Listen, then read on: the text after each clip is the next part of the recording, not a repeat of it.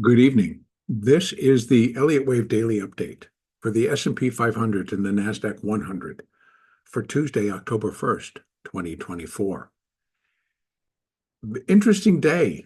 You haven't heard me say that in a few weeks, but it was a very interesting day because the way that I left this uh, last night on Monday was that we had a stronger possibility, or I was leaning towards that the market would continue to build on the rally that it really started to produce after the completion of the roll, and that would have been the JP Morgan collar roll out to December.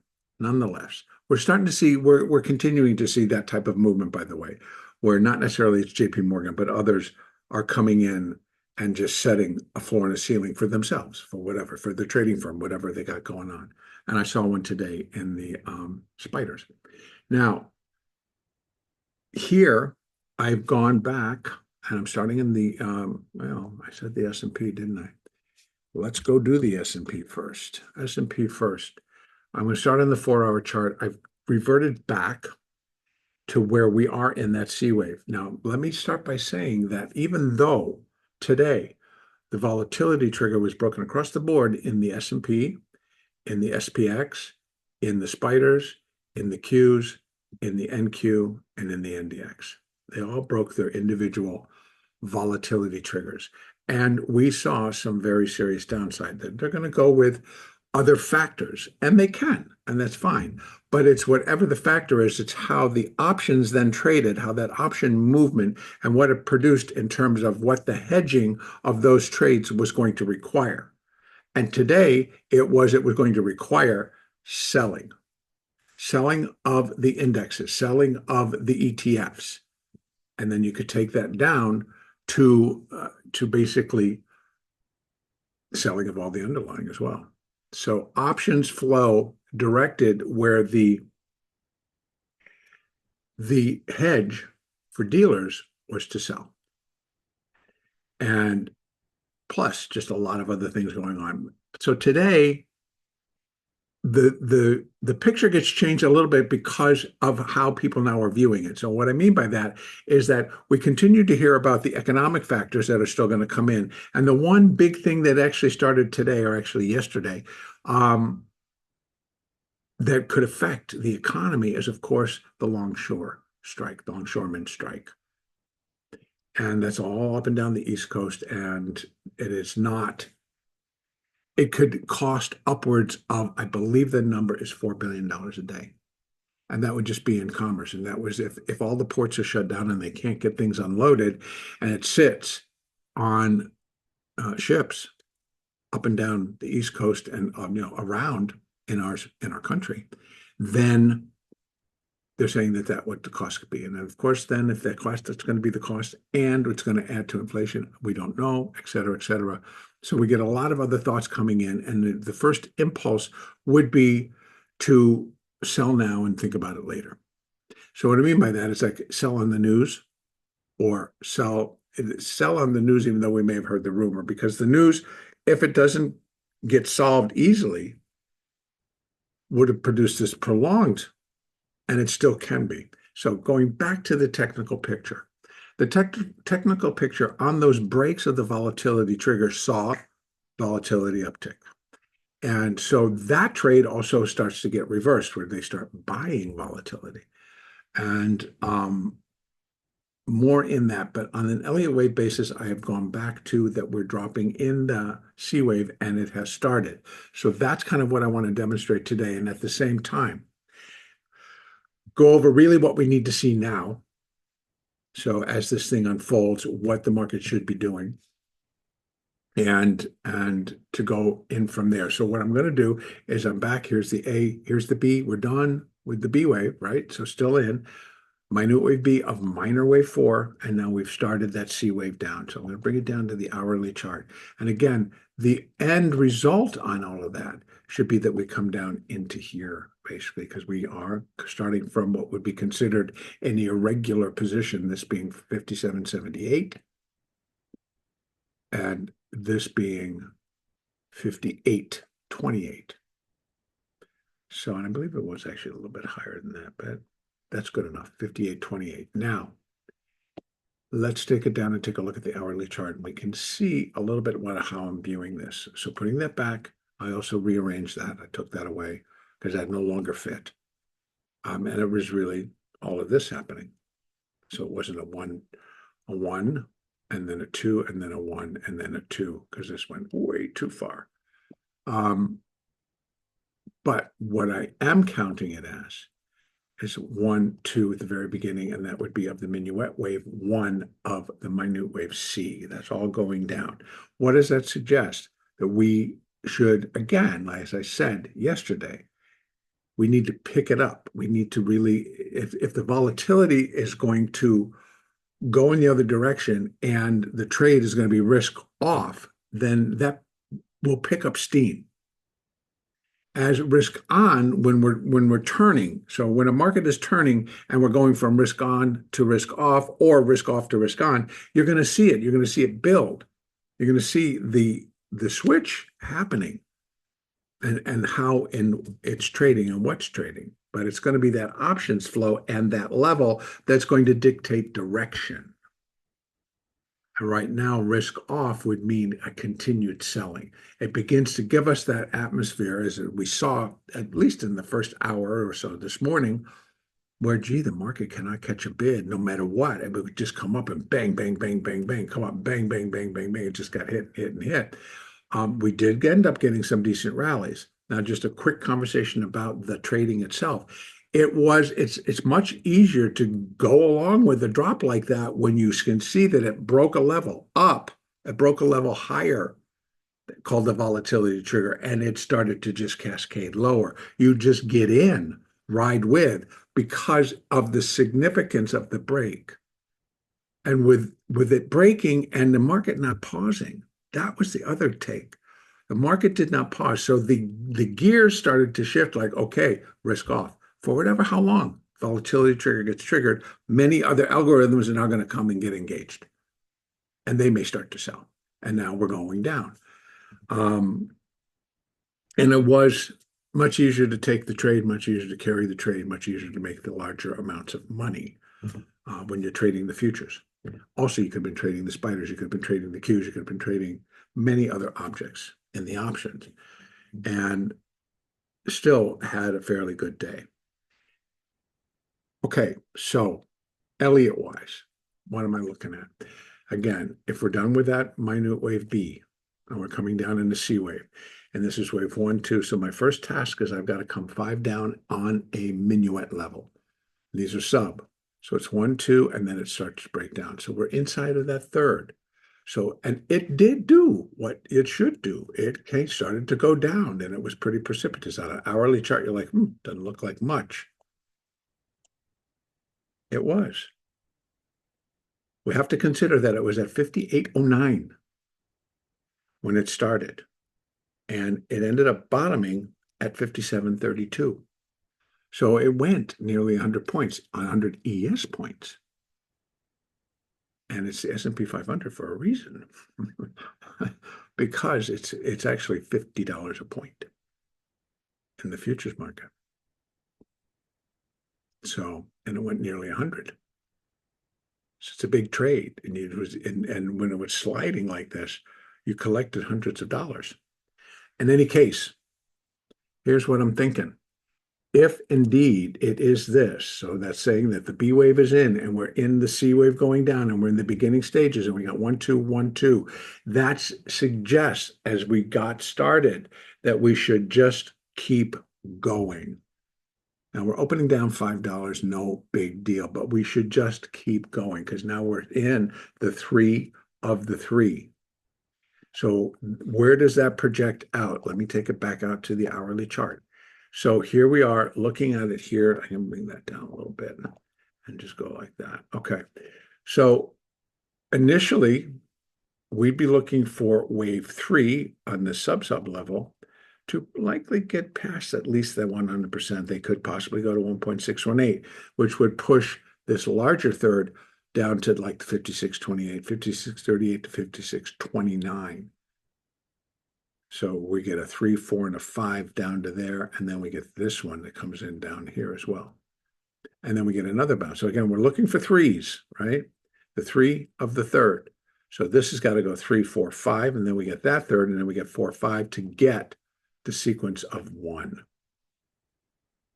I know it's a lot, and I say it very fast. I apologize. 1, 2. Now we're in the third, which is going to be its own 5. 1, 2, 3, 4, 5 of this 3, and then a 4, 5 of this 1. So the minuet degree 1, so the first wave. So I'm thinking the first wave can really, if it is a C wave, can really start coming down, get us below 56, probably below 55. And it's been a while since we've been down there. This was the beginning of September. And it was like, oh, whoa, 54.50, wow. Anyway, I would think it's going to drop. If it is the other view, where this is 1, and this is A, this is B, and we're coming down in a C wave, we got the same fibs, basically. We're looking for it to come down in 5. And if this is going to be, if this is A and this is B, and we're in the C wave, and it's 1, 2, same kind of deal that C wave can bring us down into here. And it's a wave 2, so we know it can do it. So do you see how both counts now are going to still walk side by side, but we're going to quickly reach that point. Right? If this is going to be wave 1 and this is wave 2 under the other count, the more bullish count, and we're correcting in a wave 2, it cannot go beyond the starting point of wave 1, because then it's not a wave 2. Can't finish there. So that's why if it's A, B, and we're coming down in the C wave, and inside that C wave we're in the third, well, then we're kind of looking at the same levels to get it down to. The 3, 4, a 5 still right down in here. And that then could complete a wave 2, and then we turn and we rally with intense strength. These are the keys. These are what we would then look for. Again, there's going to be other hints about different levels where gamma gets broken again on the way up. So we're kind of in a territory where the picture has been condensed, as I've spoken about, and things got tight, but now they start to widen out because the market has got to make a move. So things tend to now widen out and going beyond. So we can drop to 56, we can drop to 55, we can drop to 54, and still be healthy at the end enough to produce a strong, kind of like breakneck speed rally. All right. I'm going to go back out real quick. Let me just see if I can do this. So for tomorrow, I'm looking to see that this has got to start kicking into the downside. And it kind of is. It kind of is. We're seeing some selling into it now. And for whatever reason you want to attach to it, folks, I'm going to try to stick to the technical, but we know what's going on outside of this computer. We've got, an escalation of a war in the Middle East, regardless. There's a lot of innocence. There's a lot of just like, don't want to really hear that kind of stuff going on. We've got within our own country, we've got some really major stuff happening in terms of what's happening because of the hurricane. There's a lot of things going on that could have an effect, the longshoreman strike, that could affect our stuff. And we've got numbers this week that are going to be telling us all about employment. That's the focus this week, right? So we go between inflation and numbers and employment numbers. And feeding them together actually tells us what the market really wants to do, because then we'll figure out what the Fed wants to do. And that may be good and that might be true. But what it does cause is a lot of changes in options and how they trade and what those option flows are. So you'll know where I'm paying attention. Now, let's go out to the daily and take a look at the moving averages just to see what they look like. They're still not bad, but look, got a serious down day, and the 8 turned. So it broke the 8, getting close to the 20. The 20 sitting at 57.23. If we're going to really start falling in a third wave, 57.23 should not be a problem to break and stay below. So we start breaking 57.23, 57.03, 5700. We'll find some support all the way down to 56.84. So it could bounce in there. But if it's a big enough move and it's the move that we're looking for, that's going to take us to the downside, we should end up down here before we find or take greater pause, because this then may be ABC and we're done with wave two and we start to go up. Because remember, we got this little sucker that we're dealing with. So 1, 2, 1 of 3, we're in 2 of 3, and we'll be moving in a third of a third. That's why I'm saying we start to go and we don't look back. It rallies. That's what we would look for if the market is in a 1-2 situation. Now, volatility triggers can get triggered. But what we're looking for now is what comes underneath the market would be that put wall. And if that gets broken, it intensifies the selling one more time. So we'd be looking to see how far and where those things are going to sit, and where all of these positions that moved up in terms of puts that moved up. And they can change, don't get me wrong, because traders, being smart, understand what's going on, and they'll move a risky position or adjust it or do something with it to remove the risk. So these levels will change, but where they sit, and as we come in, if they get broken and we know there's a large amount there, then of course you're going to get the reaction. So again, continuing to watch the option flows, continue to watch where the money is going to and from. And again, another point to show just the intensity of a volatility trigger getting broken. I know this is taking a while, but I just want to show you. These are the options. No, those are December, which a big trade took place in today. And by December, on December expiration, regular expiration, somebody had put, they sold a whole bunch of the 500, December 500 put, and they sold a whole bunch of the 590 call. Just kind of put this strangle on, and that's the limit there and there. And it's going to be interesting, because I think it's good for them. Somebody is taking a stand. These are the options that expired today. And I just want to take you right here. Let's take a look. Here we have 567, 68, 69, 70, 71, 72, 73, 74, 75.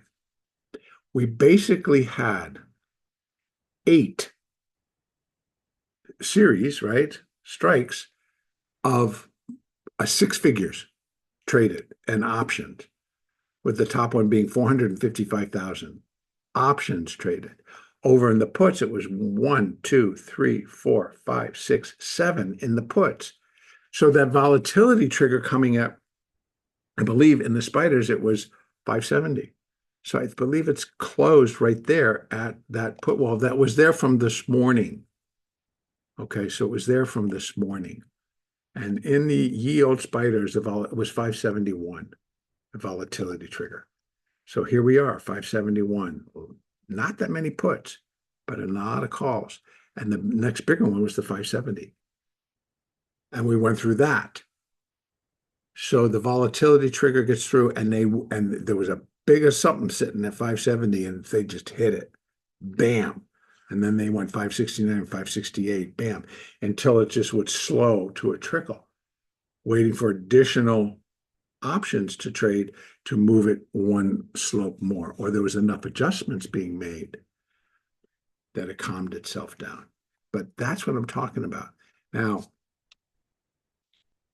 I'm going to go over to the Qs because I'm going to go through the same talk, but I want you to see what we got going on here. Now, the Qs don't trade as heavy as the spiders, but 6 figures. So it's 100,000 plus, 480, 481, 482, 483, 484. And that was it on the call. So it had 1, 2, 3, 4, 5, 6. I actually had 7, so there was a little space in between.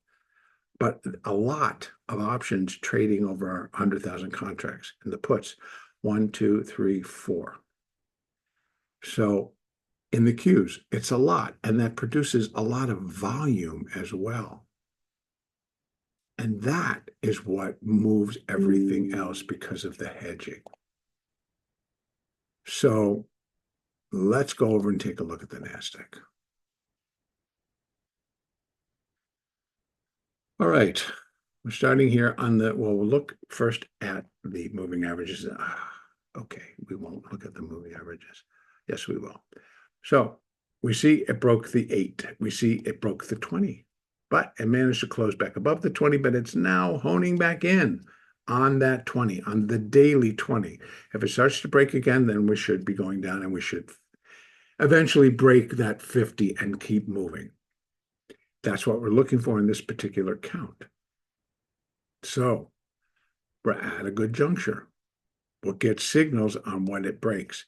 These two fib levels represent for the, if this is 1 and this is a 2, we've got the 382, it's just reaching, and then we got the 50 at 19,553. I wouldn't expect it to come too much further if it's a 1-2, but it can. We know it can. What it cannot cross is this level, all the way down there. So at some points today, the NASDAQ was down more than 400 points. Lots of good trading takes place when that happens. And just as it was in the S&P, once the volatility trigger got triggered, the selling was intense until they could get it down to a level that the gamma leveled out. So it's, again, it's options trading, and it's option trading fueled hedging. Taking hedges off, putting hedges on, whatever you're doing. All right, Elliott wave-wise, let me take this down to the 4-hour chart and take a look. Again, went back to the other count to visually show it that it's A and that's B and we're in that C wave. We go down to the hourly chart. Now within that, sure, 1, 2, again, working on this color. So when I go and I circle that, it's not that I'm working on the C wave. The C wave's already done. It is the degree, and that's a minuet degree. That's the color I'm using for the minuet degree. So this would then be wave. I'd be looking for this color down this way, but wave 1. Wave C is complete. So it's minuet wave 1 of minute wave C coming down. So I point to that because of the color and the degree. So I'm sorry if it can be confusing. So anyway, we are in the beginning. We are in a minuet wave 1. And so the sub 1 and 2, and then it subdivides one more time, as a third wave should. And we are starting off a little bit lower. Not tremendous. All right, now 46, 47 points, and we've been open for about 15 minutes. Here's our levels coming off. Now, again, because it's a third of a third, I would be looking for it to pick up speed and to go. Might have to wait for the Asian markets to open. Might have to wait for the European markets to open. But I would definitely be thinking in the current structure, these support areas may provide some support. And if they hold and turn the market substantially, then we're looking at the other count, right? We've got one that is more bearish in terms of the near term. The near-term bearishness would bring us back down here. And we'd already worked it out that it would be down below that level and this level and somewhere right in between here, I believe. And I think still in the 17,000s. And then rally. So we're looking, if it's this count, we're looking for that C wave down. If it's the other, which is the more bullish, and the 4 is here, then this is 1 and this is 2 and this is 1. This is minute wave 1, this is minute wave 2, and we're in minute wave 3, of which we just completed the first wave right there, right here. And that's minuet wave 1. So we're in a minuet wave 2, and here are the fibs, the 38 and the 50%. So I wouldn't be thinking it's really going to drop off the face of the earth, but 618 still could happen. In fact, it can get as close as it wants. It just cannot close and finish below 18,569. And it still be considered a wave 2 when we rally. So we got to play into this. And so my thought then turns to being able to play the downside without having to find a conclusive thought on, well, oh, it's happening because of this and how far can it go? It's like, well, right now it's going and I can pick up some support levels, but I cannot definitively say that's where it's going to stop. That's where we're going to get a turn. We may be able to make adjustments based on what is happening in the options flow. And then what is also happening intraday down on a 5-minute chart, a 2-minute chart, a 15-minute chart on what's happening in front of us. Then you can play both sides. So right now, it is just, if we're on a 4-hour, even on the hourly chart, it is the option flows. And so I'll be looking for them to continue in the same manner which they did today. And because it's gone to that level, I'm finding all this movement in volatility triggers in the Qs, in the spiders, in the NQ, in the ES, et cetera. So in those indexes and ETFs, there are individual stocks that are very affected. We saw a huge dump take place in Apple today, and that's after the stock opened at above 230. It was trading up there pretty comfortably. Then suddenly, puke, bam, 225. So those kinds of things, as an options trader, you got to make adjustments. Where were you leaning? Where's your position? What happens to your position when the stock drops $5? If you're a big enough trader, you've got puts and calls. You make markets in Apple. You're a trader in Apple, so you've got positions on it, and you're switching it around, and you're just playing accordingly, risk on or risk off.